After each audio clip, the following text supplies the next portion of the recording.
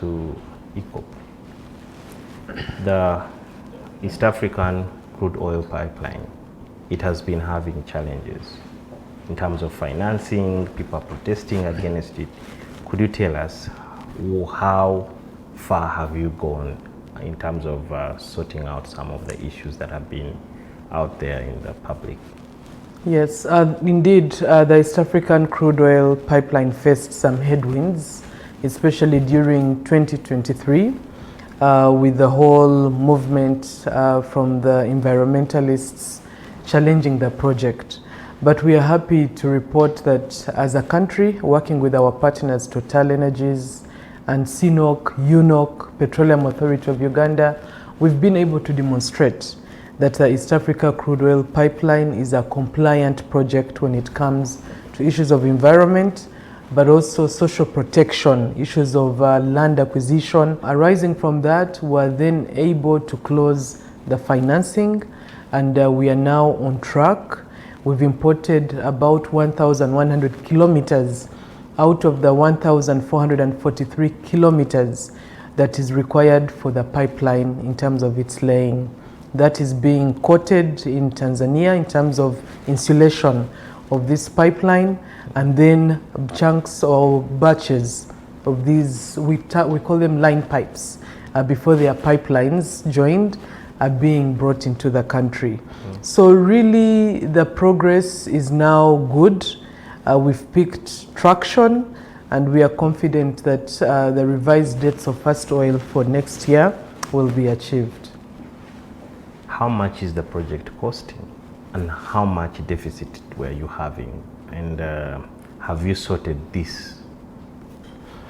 Yes, the project, and arising from those adjustments to add solar powered systems for purposes of heating and ensuring the project is financially viable on the environmental side, but also arising from the Russia-Ukraine war, where we saw a number of suppliers change the pricing of products. This project is now at about $5 billion US. And today, in principle, we can say that the bulk of that is available.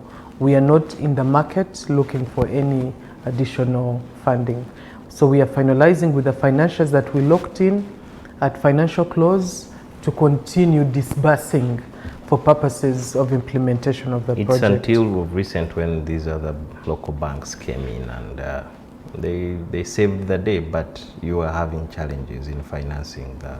I indicated so. We did around 2023, arising from the whole environmental pushback that we experienced, but we surmounted that. Why did you go local? Because people thought you would get money from the foreign countries. Well, I think local is good, meaning that our banks are able to support the project, but it's important to clarify. Most of them, they are not Ugandan owned, they are also international banks, but in Uganda. Actually, when you look at the syndicate, the banks that have come in to support the financing of the ECOP, it is both local and international. So we have syndicated a number of banks, including banks in Asia and China. When is that crude oil going to flow in those pipes? Our target is mid-2026. 2026. And what will that mean? The impact is going to be enormous, and it's important for Ugandans to prepare for that. But way before we get to 2026, we've seen the number of Ugandan companies that have benefited in terms of local content. Today, about $7 billion US already invested in the project. A bulk of that has gone to local contractors. When you look at employment levels today in the sector, over 90% of employees in our companies in the field are Ugandans. So that speaks to the impact of this project in terms of job creation. The project continues to support farmers in terms of supply of food and other requirements for operation. So that speaks to the ripple effect of the project already before we enter the actual production. Now, when we enter actual production, in terms of revenue projections, We've projected that this project, once we start the operations, will bring in between 2 to 2.5 billion US dollars annually. And we already have... For how many years?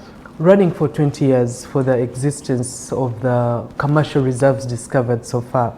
So that 2.5, is that like the profit made from the crude, or it's the total sales?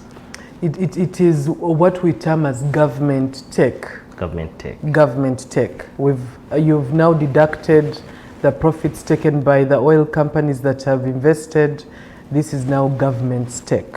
Because people were saying that government is completely taking a piecemeal out of this oil. No, it cannot be a piecemeal because... What's the percentage of the share? So the way our production sharing agreements are arranged, the government is a 70% owner of this crude oil in terms of the fiscal arrangement, where we have royalties, a number of taxes that accrue, but also state participation, UNOX participation, and our crude oil as the government. So combined, we are looking at 2 to 2.5 billion US dollars annually. And it's important to highlight that we already have a revenue management policy. We worked with the Ministry of Finance to amend the Public Finance Management Act to provide for clarity. One, establishing a petroleum fund where all revenues from petroleum are collected. And further, in that same Public Finance Management Act, we ring-fenced these revenues for infrastructure development.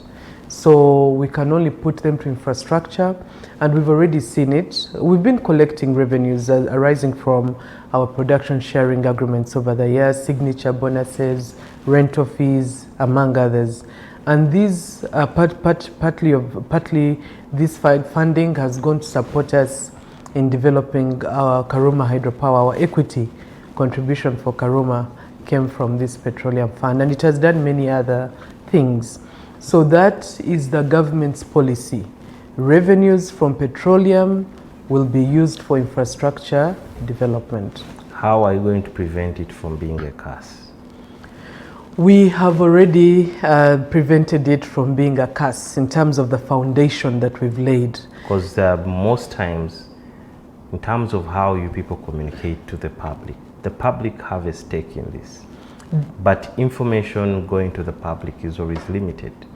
And when you look at countries like Norway, people know everything and they know what they have to get and earn out of that oil. And so it seems like government keeps the cards close to their chest. And that is likely to cause problems in the future. Not there at is all. a fear. No, we as the government, number one, have ensured in our national oil and gas policy, we set 10 objectives in that policy that are driving the development of this oil and gas sector. And among the objectives, we have a critical objective on stakeholder management and engagement. And we've been actively engaging our different stakeholders, including civil society. We have an ongoing partnership with civil society where we engage them to just open up on the progress on the project, what the challenges are, what the risks are, and the approach we are taking in minimizing these risks.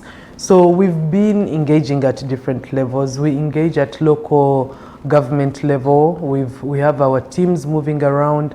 And thank you so much for giving us your time. We appreciate it. Very welcome.